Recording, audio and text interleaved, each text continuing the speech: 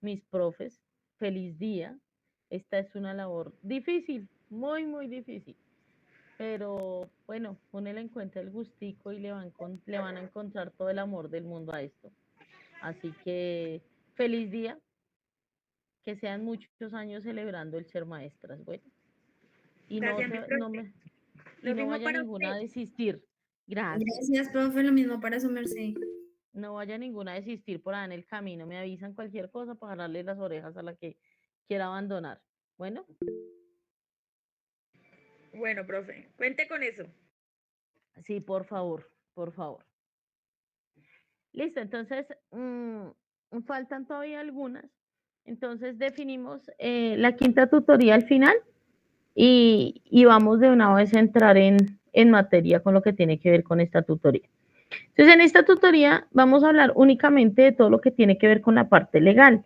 No se angustien que las diapositivas que les voy a presentar yo se las paso, bueno. Entonces, tranquilas. Que si esto entra en convocatoria, lamento informarles que sí. Bueno, por eso les voy a enviar las diapositivas, para que después no digan que no les avisé. Bueno, No, profe, nos dañó la felicitación del Día del Maestro. pero esto hace parte de ser maestro. Hay que conocer la ley para que no tengamos problemas más adelante. Entonces, vamos a ver algunas leyes y algunas cosas que son importantes para tener en cuenta en todo lo que tiene que ver con educación sexual. Leyes y normas que han venido cambiando radicalmente cómo se conciben muchas cosas en nuestro país que están en torno a la educación sexual. Entonces, primero, hacer claridad con la diferencia que hay entre resolución, lo que es una ley, lo que es una sentencia de la Corte. Permítanme un segundo. No. El otro que no podía pasar para sacar una hoja.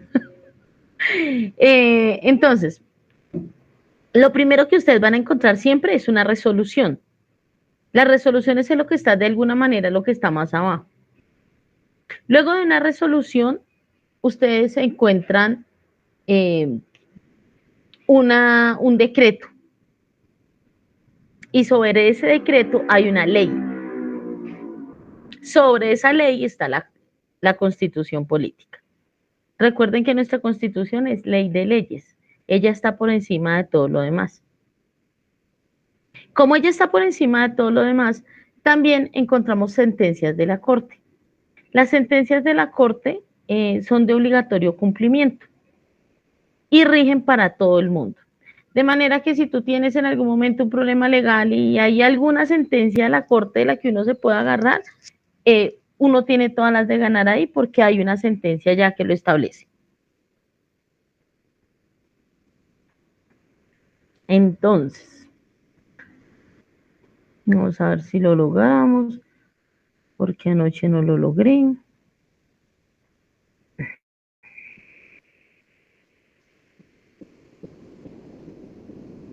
Me cuentan si ven la pantalla.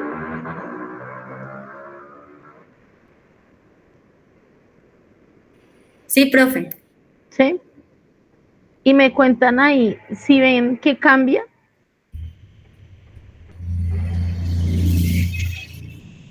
¿Ha cambiado o no? No, no, No, profe. señora. Dice No, no sé por qué no cambia. Entonces nos tocó dejarla así. No la vamos a poner en presentación y no deja. Profe, si quiere, envíamela y a ver si yo la puedo compartir. No, yo creo que así ya la vemos ahí, no hay lío. Yo creo que ahí no hay problema. Es que no sé por qué está molestando. Pero bueno, lo importante es que podamos ahí verla. Listo. Entonces vamos a iniciar con esta, con esta tutoría y vamos a iniciar con una sentencia. Las sentencias siempre tienen esta parte inicial que ustedes ven, siempre es T algo. ya cambió, Sentencia profe.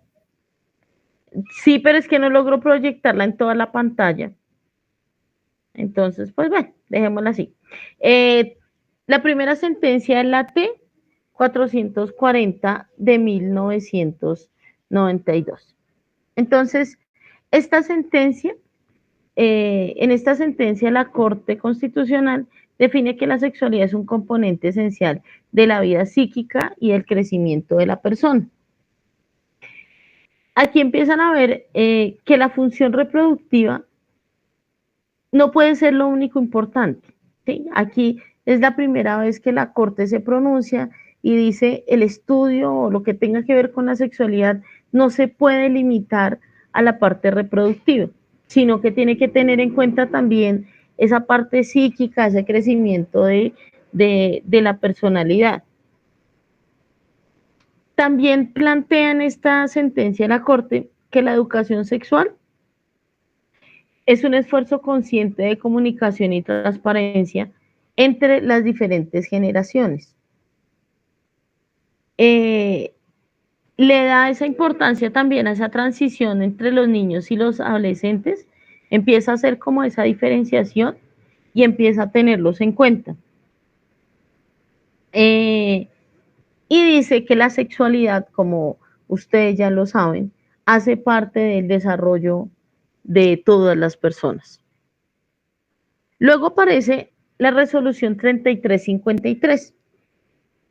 En esta resolución, entonces, establece que el Ministerio de Educación Nacional establece la obligatoriedad de la educación sexual para todos los establecimientos educativos.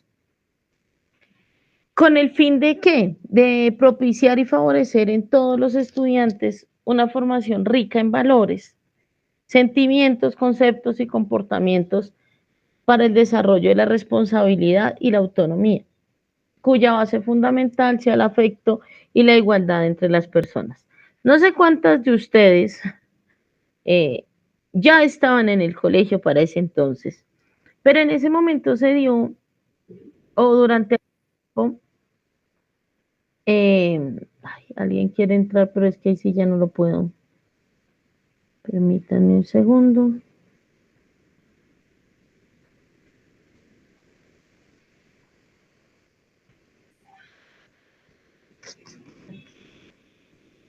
Ya la dejé de compartir todo. ¿Por qué? Porque necesitaba dejar entrar a alguien.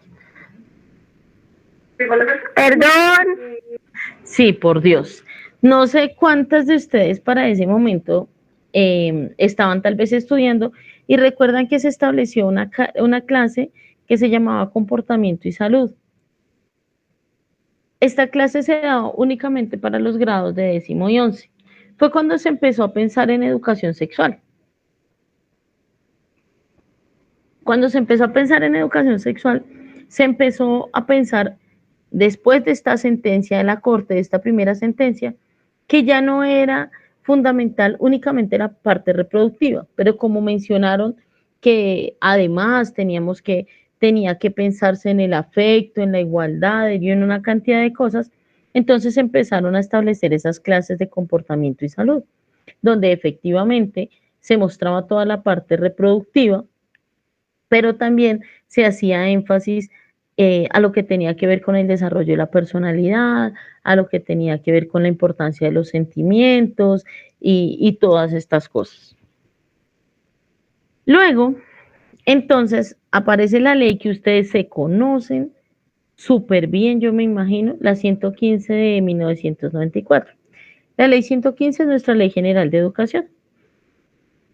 Esta ley sí establece que todos los establecimientos oficiales y privados que tengan educación formal están obligados a impartir educación sexual.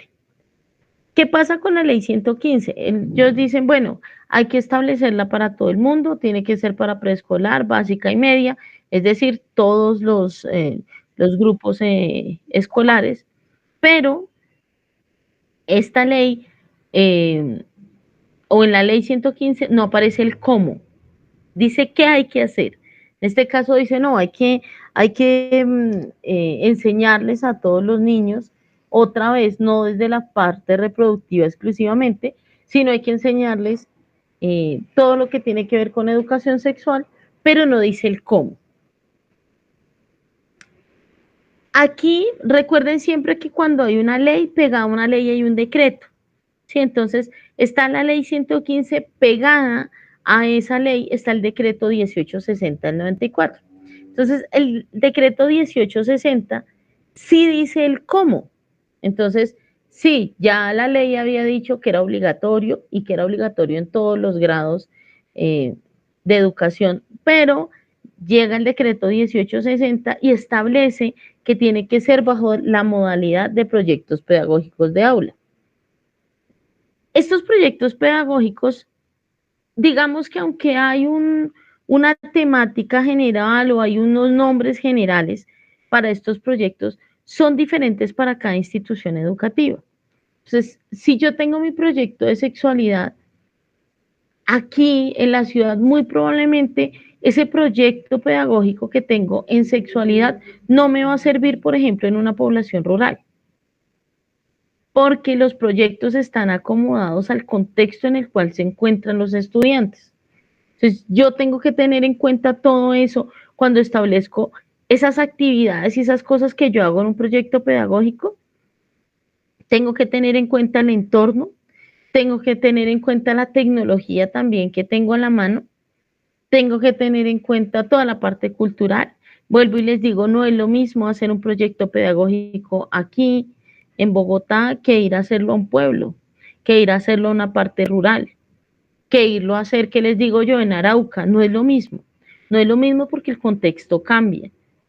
Y lo que dice este decreto 1860 es que los proyectos pedagógicos tienen que estar acomodados al contexto en el cual se encuentran los estudiantes. Por ejemplo, ustedes muy probablemente no van a hacer un proyecto que tenga que ver con agricultura, porque ustedes no están en el campo, o la mayoría están en las ciudades.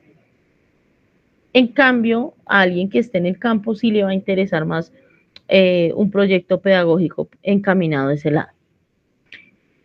Viene la ley 1098 del 2006.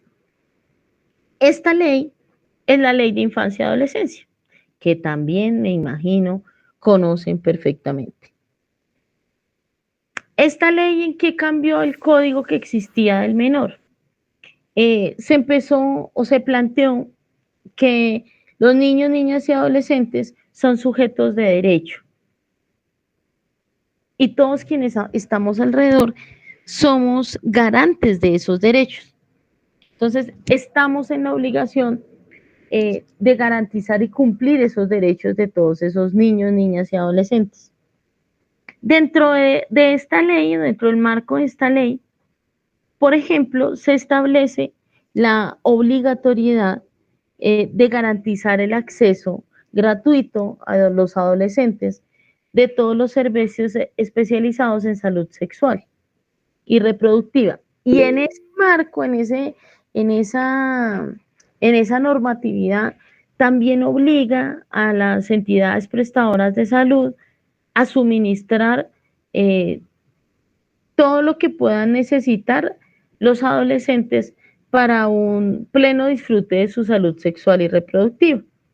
Entonces, por lo tanto, están obligados a tener políticas de prevención, formación, para que les permita tener una sexualidad responsable. En ese sentido, todos los adolescentes que se acerquen a su EPS, la EPS está obligada a brindarles todos los métodos anticonceptivos que puedan necesitar. Se supone que en el marco de que cada persona es diferente. Entonces, digamos que en los hombres no hay nada que hacer, sí o sí les entregan condones. Pero las mujeres se supone que deberíamos tener toda una atención en salud que nos permita, digamos que, planificar de una manera responsable, pero una manera responsable con nosotras mismas, teniendo en cuenta que no a todo el mundo le funcionan los mismos métodos. Pero si ustedes se acercan, generalmente a las chicas siempre se les entregan píldoras no muy favorables porque son las más económicas, con unas cargas hormonales bastante altas. Pero la ley 1098 establece que eso es obligatorio. tienen que entregársela a todos los adolescentes. Luego está la ley 1146 del 2007. Esta ley establece todas las normas para la prevención de la violencia sexual y la atención integral de los niños y niñas que han sido abusados sexualmente. Pero dentro de esta ley también se especifica que debe existir una cátedra de educación para la sexualidad, donde se haga un énfasis especial a todo lo que tiene que ver con la dignidad y el respeto por el menor.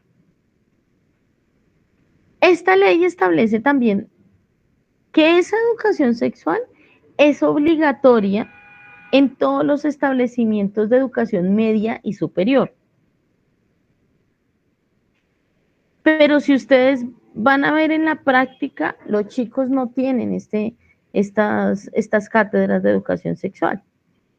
Y mucho menos si hablamos de educación superior. Ustedes tienen esta cátedra o tienen esta clase porque de alguna manera la van a necesitar. Pero si usted le preguntan a un ingeniero, él no tiene una clase de educación sexual, aunque la ley diga que es obligatoria. Entonces, esta última ley, la 1146, establece que tiene que existir una cátedra de educación sexual para los chicos de media, es decir, 10º y 11, y todos los de educación superior.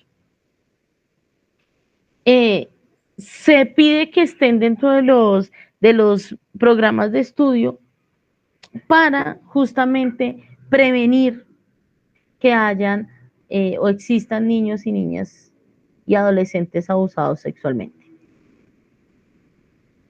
Luego, Ley 1257 del 2008.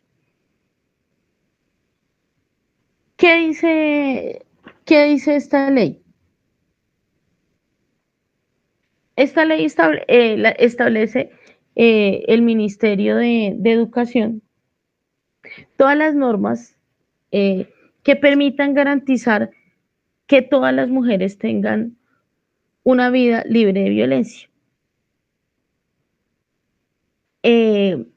Aquí lo que busca es la formación o en el respeto de los derechos y que se entienda que es necesaria una libertad, una autonomía y una igualdad entre hombres y mujeres. Esto dentro de una cátedra que tampoco existe, que es la Cátedra de Derechos Humanos. Pues, tampoco tenemos cátedra de derechos humanos, pero el Ministerio de Educación dice que debería existir una cátedra de derechos humanos donde se haga un énfasis especial en todo lo que tiene que ver con la igualdad entre hombres y mujeres. También esta ley menciona que quien es el primer garante de que a una mujer no le pase nada es su propia familia. Entonces dice que la familia es la primera que tiene que promover los derechos de las mujeres en todas las etapas vitales. Pero pues ustedes saben que eso tampoco es cierto, que las familias de hecho son los primeros sitios donde existe la agresión para las mujeres. Dice que esta ley que busca eliminar toda la desigualdad que pueda existir, pero pues eso también es bastante difícil. Seguimos con una resolución 425 del 2008.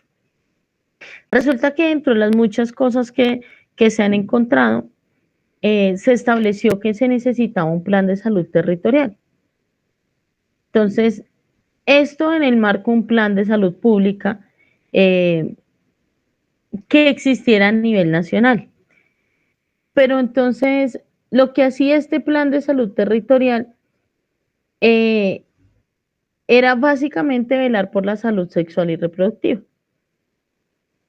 Entonces, lo que buscó esta ley en ese momento era que se hiciera como, esta resolución, perdón, que se hiciera como una promoción masiva en redes y en de todas las maneras que se pudiera hacer conocer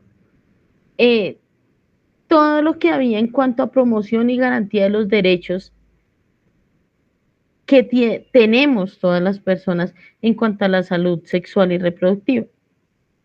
Porque cuando hablan de derechos, generalmente no nos mencionan estos, pero todos tenemos derecho a una salud sexual y reproductiva establecida por la ley.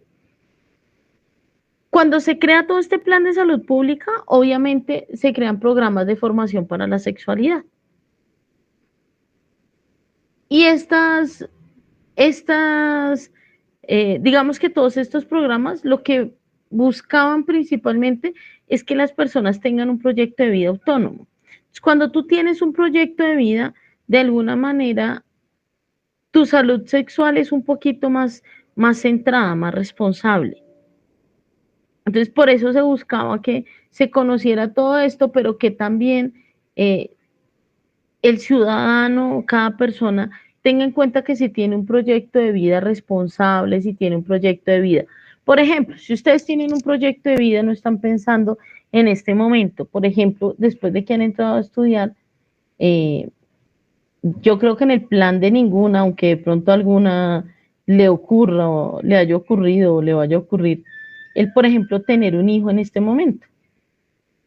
Entonces, todas esas cosas buscaba esta resolución, como que haya, usted escoja libremente qué quiere hacer con su vida, pero dentro de todas esas cosas que usted hace cuando hace su plan, como su plan a largo plazo, su proyecto de vida, entonces también está el tener una salud sexual y reproductiva. Y esto tiene que ver con todo lo que es planificación y demás. Luego aparece la ley 1620, que sí se tienen que saber. La ley 1620, me imagino que ya la han visto en alguna otra asignatura. Esta ley establece el Sistema Nacional de Convivencia Escolar. Esta ley es supremamente importante, o sea, es la que ustedes tienen que conocerse, pero así muy bien. Esta ley vino a crear el Sistema Nacional de Convivencia Escolar. ¿Qué empezó a buscarse? Pues obviamente que debe fomentar y fortalecer la convivencia escolar y el ejercicio de los derechos humanos, sexuales y reproductivos. Pero entonces establece lo que ahora conocemos como rutas de atención integral, que ustedes tuvieron todo un documento que pudieron ver cuáles son las rutas de atención. ¿Qué buscó en ese primer instante cuando salió? Buscaba de alguna manera que existiera una detención temprana y una denuncia. En casos graves, en ese momento se pensó en casos muy serios, entonces donde hubiera violencia escolar, acoso escolar o vulneración de derechos sexuales y reproductivos. Inicialmente las rutas de atención fueron pensadas hasta ahí nomás. Yo creo que ustedes, si vieron el documento que tiene todas las rutas de atención, vieron que hay muchísimas cosas. Ahora, por ejemplo, se contempla la xenofobia, que antes no se contemplaba. Se contempla un siniestro vial, por ejemplo, o sea, cuando hay accidentes alrededor del colegio, y eso no se contemplaba en ese momento, no se pensó inicialmente en nada de eso. Simplemente han ido agregando cosas conforme han ido apareciendo. Pero quien vino y estableció en su momento que tenían que haber unas rutas de atención es la ley 1620. Pero básicamente lo que decía es eso, o sea, como necesitamos que haya una detección temprana de todas estas conductas escolares que afectan la convivencia. De ahí se tipificó las faltas también están tipificadas por la ley. Entonces, hace mucho tiempo se tipificaban como leves, graves y gravísimas. Ahora se habla de faltas tipo 1, 2 o 3. Y deben estar tipificadas así en el manual de convivencia en el colegio donde ustedes estén. Cuando usted va a hacer una anotación, por ejemplo, en el observador del estudiante, usted tiene que poner exactamente cuál es la falta que está cometiendo el estudiante y bajo qué norma, dónde está tipificado en el manual de convivencia. Eso es súper, súper importante. Hay alguien quiere entrar, pero ¿por qué me hacen estas cosas? Por Dios. Y ahí, otra vez tenemos problemas y otra vez. Ay, Dios mío. Entonces, ustedes tienen que tener mucho cuidado con eso. Cuando ustedes hagan una observación en un manual, en el observador del estudiante, ustedes tienen que decir qué tipo de falta es, cuál es la falta que está cometiendo, dónde aparece en su manual de convivencia, y siempre, siempre tienen que escribir ustedes algo de tipo pedagógico. Una sanción pedagógica siempre debe existir. Siempre. Por eso, cuando los estudiantes los sacan de los colegios y ustedes no hicieron eso completo, no hicieron todo eso como tenía que ser, entonces ahí es cuando ustedes tienen problemas. Y los estudiantes que han sido sacados los devuelven. Entonces, para que lo tengan en cuenta. No sé qué me está escribiendo. Listo. Junto con esa ley aparece el decreto 1695 del 2013. ¿Recuerdan lo que les dije? Cada ley va pegada con un decreto. Aquí empezó o se reglamentó el funcionamiento del Sistema Nacional de Convivencia Escolar. Y aquí, dentro de ese sistema de convivencia escolar, se establece la educación para la sexualidad, la prevención y la mitigación de la violencia escolar. Y al establecer todo esto, se pide que todos los manuales de convivencia del país tenían que cambiarse. Y en ese momento todos se cambiaron para garantizar que había faltas claras donde se establecía todo lo que tenía que ver con violencia sexual. Y bajo ese parámetro se hicieron varios ajustes. Pero resulta que en el año 2015, perdón, aquí estoy. En el año 2015, 2 añitos después, aparece una sentencia de la Corte, la sentencia T-478 del 2015. Durante ese año, esta sentencia se conoce como la sentencia Sergio Urrego. No sé cuántos de ustedes recuerdan, un estudiante del Liceo del Castillo que se suicidó por haber tenido conflictos con su orientación sexual y haber sido víctima de bullying y acoso en la institución. Bajo todo lo que ocurrió ahí, la Corte Constitucional entonces ordenó al Ministerio de Educación que tenía 1 año a partir de ese momento para la revisión de todos los manuales de convivencia del país y que esos manuales de convivencia debían determinar o debían ser respetuosos de la orientación sexual y la identidad de género de los estudiantes.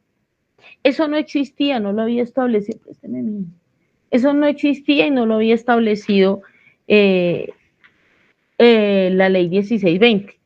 Desaparece esta sentencia, donde además se exigen que todas las instituciones educativas del país deben contar con un comité de convivencia escolar. De hecho, cuando comienza el año, todas las instituciones están obligadas a enviar un registro de quién conforma su comité escolar de convivencia. Y están determinados por la ley. Eso para esa sentencia. Miren, esta sentencia fue muy, muy importante, porque a partir de eso vino un cambio radical en todos los manuales de convivencia de nuestro país. Y vino lo que realmente fue acciones dentro de las instituciones para que un caso como el de este chico no se volviera a repetir. A partir de ese momento se cambiaron todos los manuales de convivencia y muchas cosas cambiaron. También porque cambiaron, porque las instituciones se dieron cuenta que era algo serio. En este momento, por lo menos, la rectora de ese colegio está detenida. La psicóloga también. Entonces, los colegios vinieron a darse cuenta, oiga, esto de verdad sí puede ser serio, de verdad sí pueden pasar muchas cosas. Y por esta sentencia también empezaron a aparecer otras cosas en esas rutas de atención.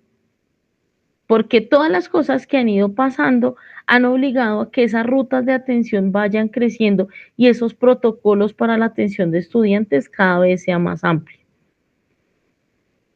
Y finalmente tenemos la ley 2025 del 2020. Aquí se establece los lineamientos para la implementación de las escuelas de padres y madres de familias y cuidadores en todas las instituciones de educación preescolar básica y media del país. Las escuelas de padres son obligatorias. No es que la institución de pronto quiere, no quiere, son obligatorias. La ley dice que son 3 en el año. Y establece 10 temas. 10 temas sobre los que se puede tratar esa escuela de padres. Establece también las sanciones, pero las sanciones debe establecerlas cada institución educativa, pero deben aparecer dentro del manual de convivencia. A comienzo de año, todos los padres de familia, colegio público o privado, aceptan el manual de convivencia. Dentro del manual de convivencia tiene que aparecer todo lo que tiene que ver con escuelas de padres.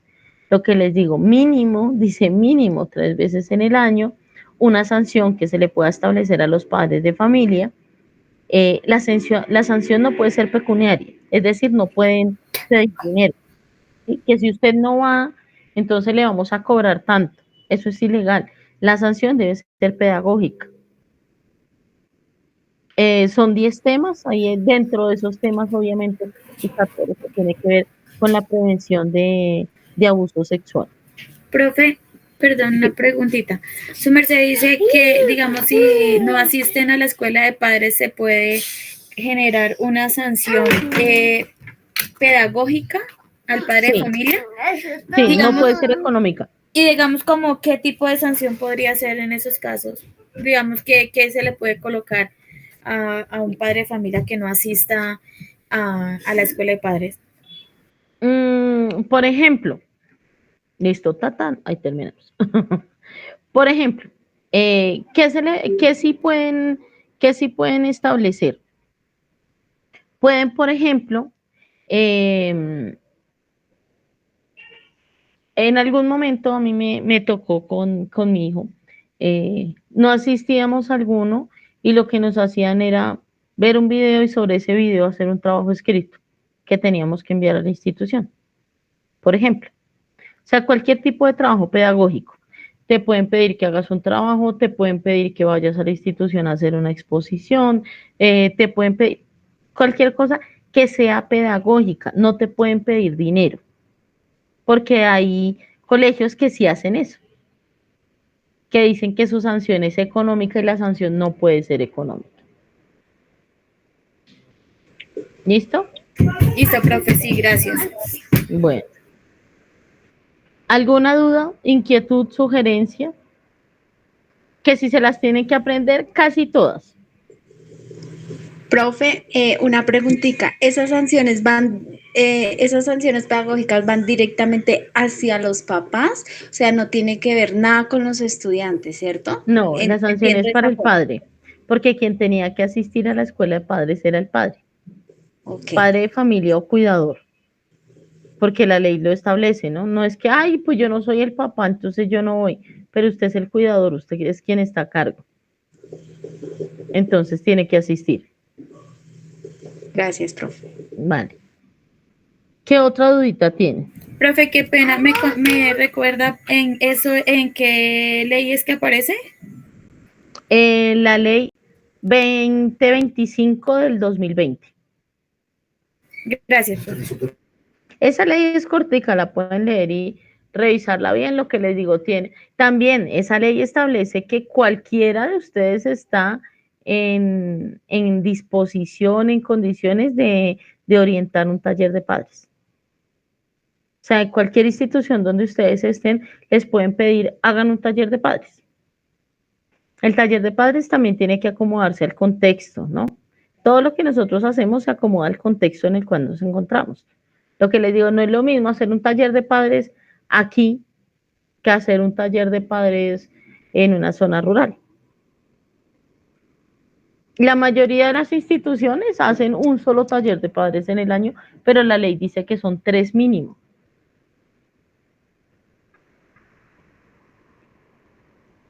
Cuéntenme, ¿qué otra dudita tienen? Miren, por todas estas situaciones, por ejemplo, en todo lo que ha tenido que ver con el respeto por la identidad de género y demás, en este momento los manuales de convivencia están en modificación porque ya no pueden incluir, por ejemplo, que a las niñas se les exija el porte de cierto uniforme o que a los niños se les exija el porte de un uniforme específico. Dime, Xiomara.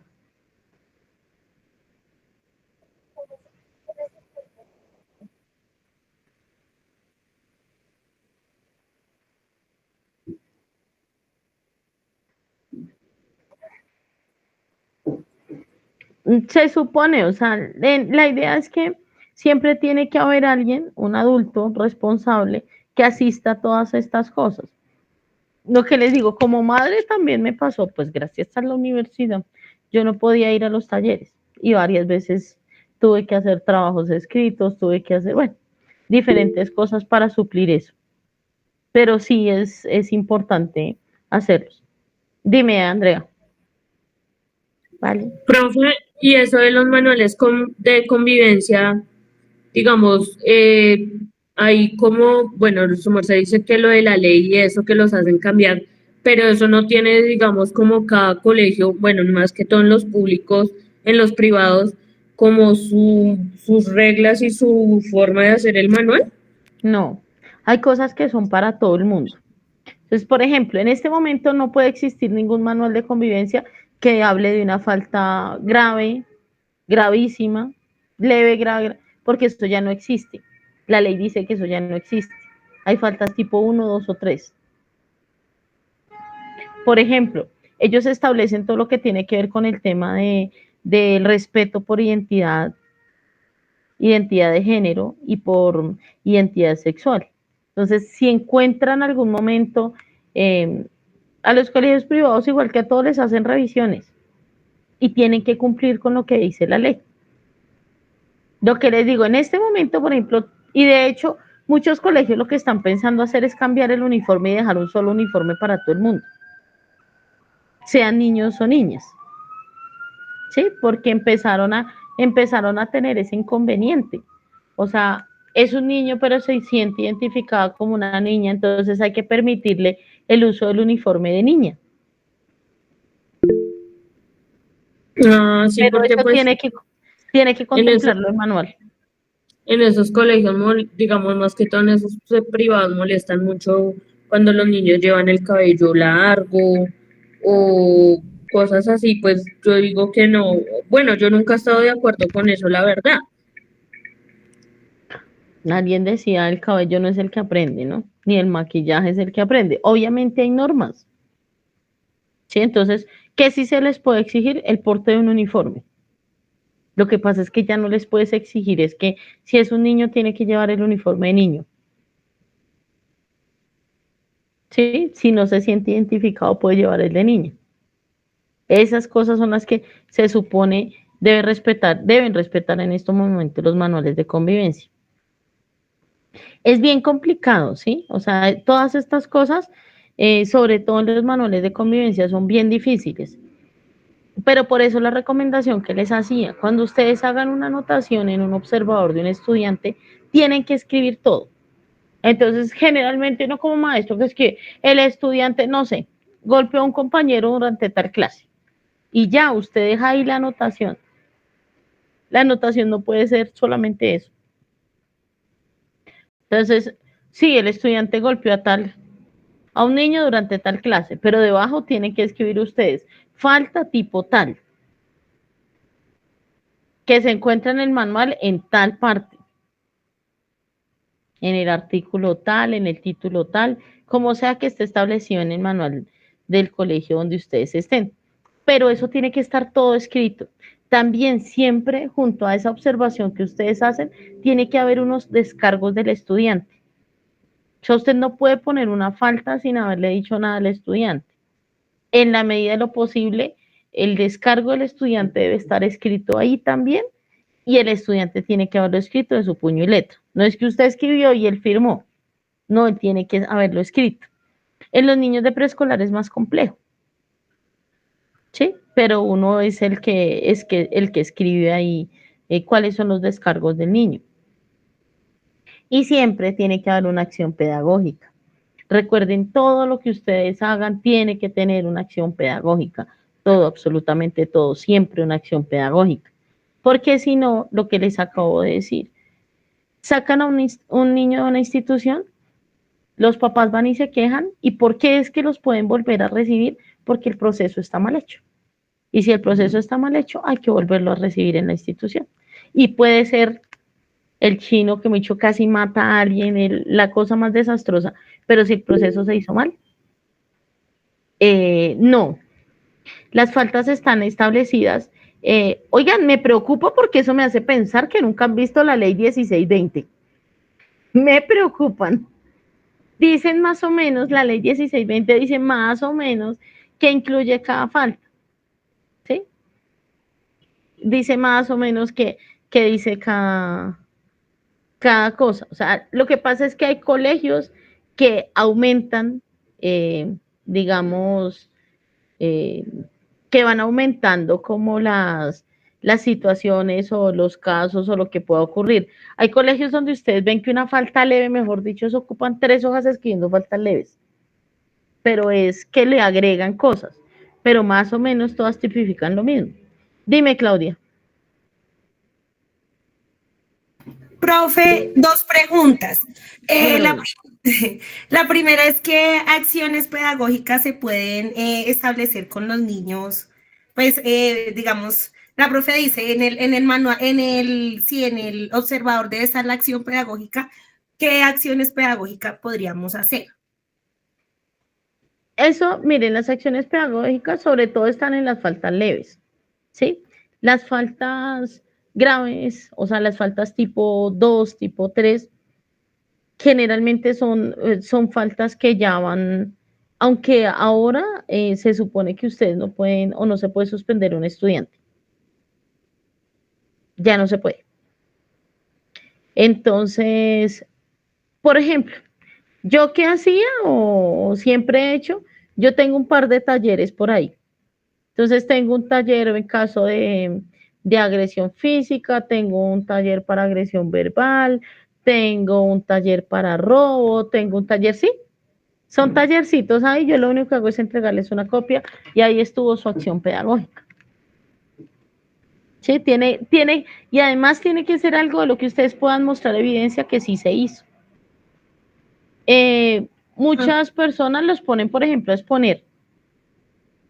Que vaya, expóngale a sus compañeros sobre el respeto, hace como 2 semanas vi unos paseando por el colegio, unos muchachos ya grandes, y estaban haciendo una exposición sobre plagio. Pero entonces, ¿cuál era la prueba al docente que sí lo había hecho?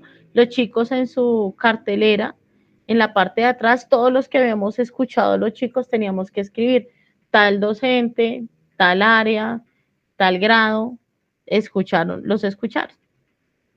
Entonces son ese tipo de acciones pedagógicas. Hay personas también o instituciones que hacen las acciones pedagógicas junto con el padre de familia. Por ejemplo, usted va a venir a exponer no sé qué o van a hacer un trabajo en familia para venir a presentarle aquí a los compañeros. ¿Listo?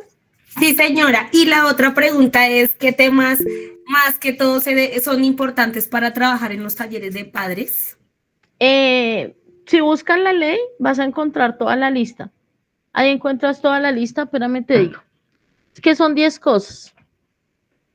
Vale, digo que lo tengo por acá. ¿Dónde lo dejé? Espérenme que por ahí lo tengo, que los tengo anotados todos porque uno también los necesita. Claro que sí. Mira, entonces, miren, por ejemplo, el primero está el conocimiento de la ley de infancia y adolescencia. Entonces se puede hacer un taller sobre eso. La responsabilidad de los padres en la crianza de sus hijos. Desarrollo de autonomía y fomento del cuidado personal de los hijos. Promoción de estilos de vida saludable, eso tiene que ver con todo lo que es del manejo del tiempo libre, la prevención del consumo de sustancias, ahí en ese tema es donde entran. Formación en sexualidad, obviamente ese es un tema obligado, pero para hacer un taller en este sentido hay que tener en cuenta la edad de los estudiantes y el nivel educativo en el que se encuentran. Y hay que tener en cuenta a los estudiantes, ¿sí?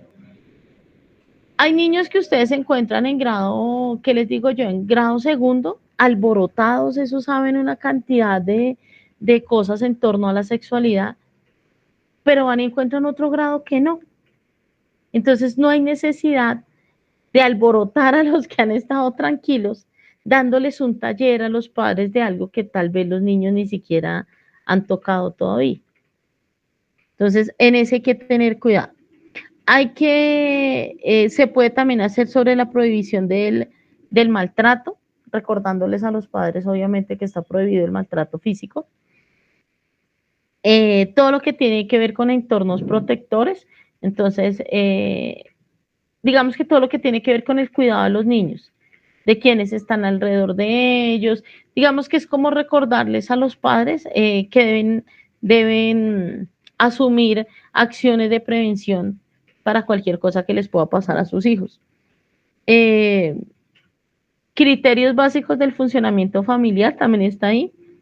Entonces, digamos que es más educar sobre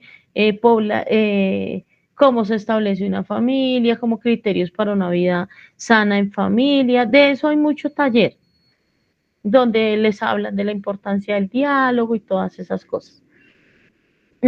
También pueden hacer talleres sobre técnicas de estudio, porque recuerden que el mayor problema que tienen los estudiantes es que no saben estudiar, ¿sí? Eso incluidas ya ustedes, me imagino, que no saben estudiar y por eso es que no logran retener absolutamente nada. Entonces, se hacen talleres sobre eso. Obviamente se hacen talleres sobre las rutas de atención. Ese es prácticamente obligatorio, que ustedes le muestren a los padres de familia cuáles son las rutas de atención. Por ejemplo, a los padres de familia es súper importante decirles y explicarles qué pasa, por ejemplo, cuando no asisten a los llamados. Miren, cuando un padre de familia ustedes llevan 3 citaciones y no ha aparecido, resulta que la ley dice que ustedes pueden pedir auxilio y reportar a esos niños, el orientador, psicólogo, lo que haya en el colegio, puede reportar a esos padres de familia por negligencia y abandono. ¿Por qué? Porque 3 llamados ya a la institución y que no se acerquen es negligencia.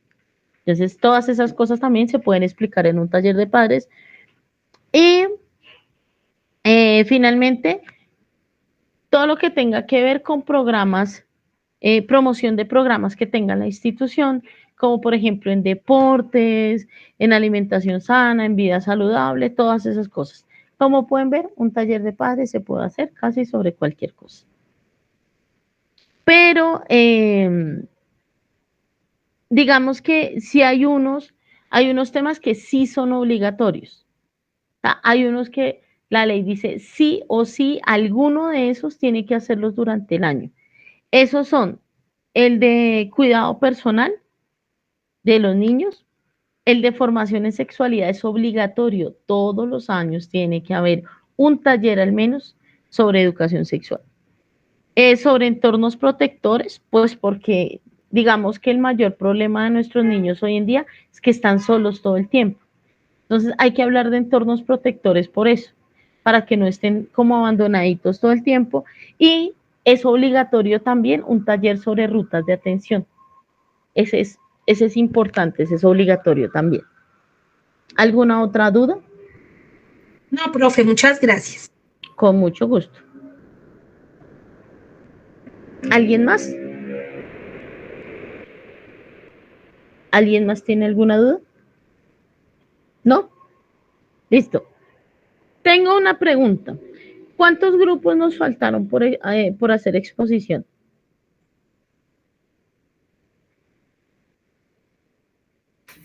Profe, creo Chao. que 5, si no estoy mal. Faltaron. ¿Faltan 5 todavía? ¿Por qué nos faltan tanto? Sí, señora. Ay, Dios mío, usted me enloquece. Espérenme, salimos de dudas.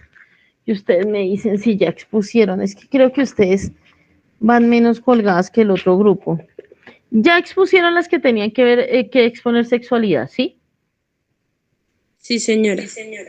Identidad de género también. Sí, expusieron también. ¿Abuso sexual ya expuso?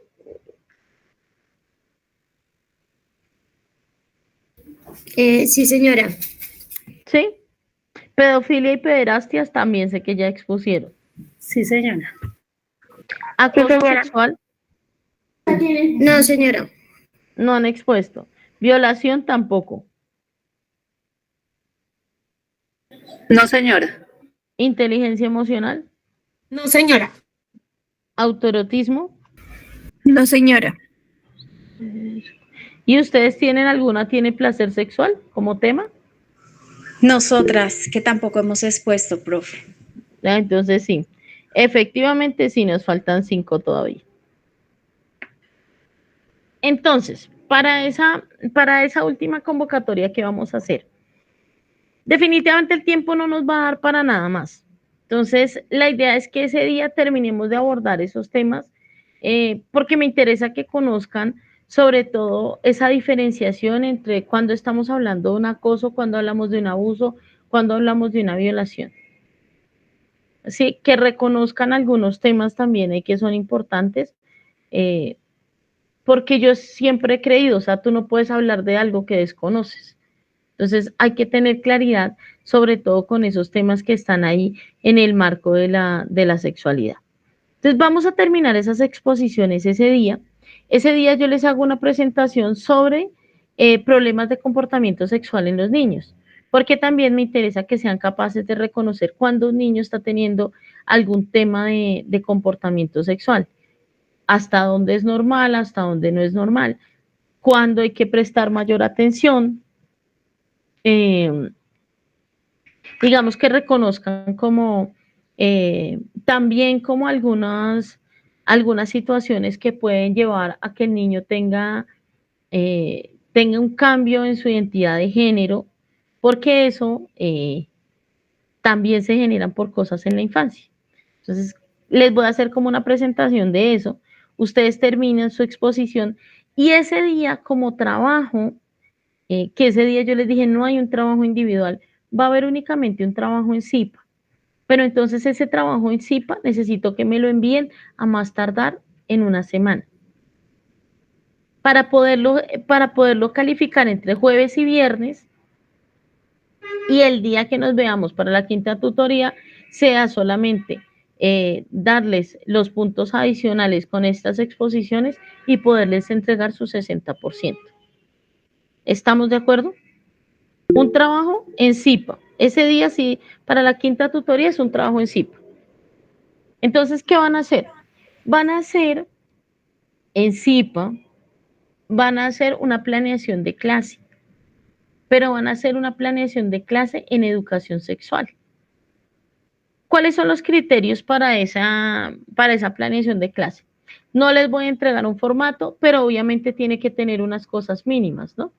Dentro de esas cosas mínimas tiene que tener unos objetivos, tiene que tener una motivación, un desarrollo y una evaluación que sean claras. Entonces vamos a empezar, la motivación va a ser esto, bueno, y que estén relacionadas, ¿listo? También no les voy a exigir una edad ni un tema, ustedes escogen la edad y escogen el tema, pero Por ejemplo, ustedes me pueden decir, esta planeación es para chicos de, qué sé yo, de 5º grado. Esta planeación es para niños de primero, de segundo, de tercero. Dentro de ese grupo, dentro de ese margen de niños que ustedes sí podrían llegar a atender. Y ustedes pueden llegar a atender hasta niños de 5º y primero. Entonces, ustedes escogen la edad y escogen el tema. Y hacen la planeación. Una del CIPA me la envía, obviamente con el nombre de todas. A más tardar el miércoles y lo suben en la plataforma. Con eso les puedo entregar su 60% tranquilamente el día de la 5ª tutoría. ¿Dudas? Cualquier tema de educación sexual. ¿Alguna otra duda? Se desmayaron, se fueron a hacer la comida, ¿qué están haciendo? Profe, ¿Dudas? ¿No? ¿nos puede repetir los criterios, por favor? Criterios que tenga, lo que les digo, fundamental que el tema se ajuste a la edad de los estudiantes que ustedes escogieron. ¿Sí? Por ejemplo, yo no le voy a hablar de violación a un niño de 4 años. A un niño de 4 años le voy a hablar de autocuidado. ¿Sí? Entonces, que el tema esté relacionado con la edad que tienen los niños. Que tenga mínimo tenga objetivos, que tenga mínimo las 3 partes que debe tener: motivación, desarrollo y evaluación de la actividad.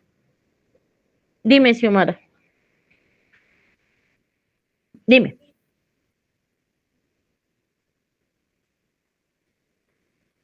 No, ustedes la planean como una clase. Lo que vamos a hacer, la idea era en realidad que hiciéramos la clase allá. Pero como el tiempo no nos va a dar, únicamente le recibo la planeación y le recibo la planeación. Solamente eso. Porque sí, el tiempo no nos da.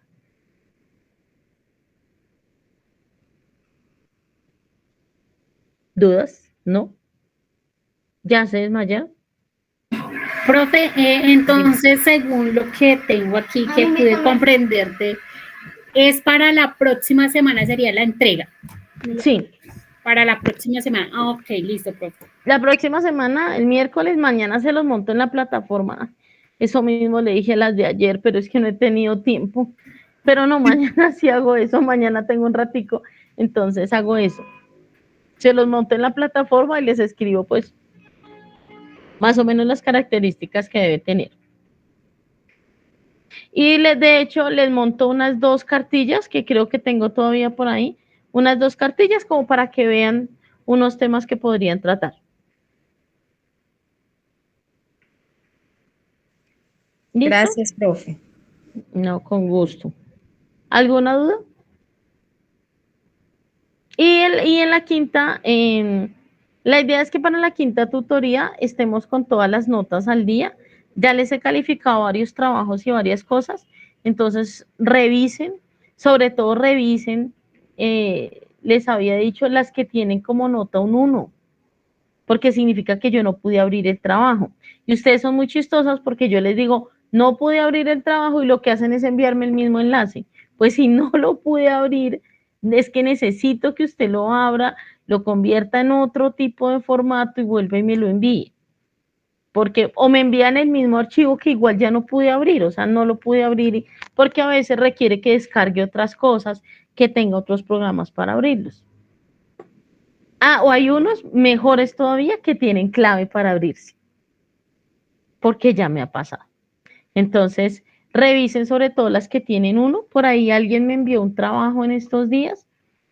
Entonces, me lo envían o al correo o me lo envían por WhatsApp. Yo lo reviso de una vez y ajusto la nota de una vez. ¿Listo? Porfa, revisen que eso sí me preocupa. ¿Alguna otra duda? ¿O ya se pueden ir a dormir?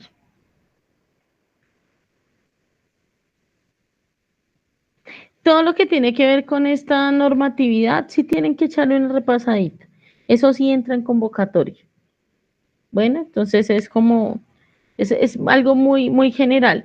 Y ya les envío también, mejor dicho, de una vez, les envío las diapositivas para que las revisen. ¿En esta clase hay alguna que se fue al 100?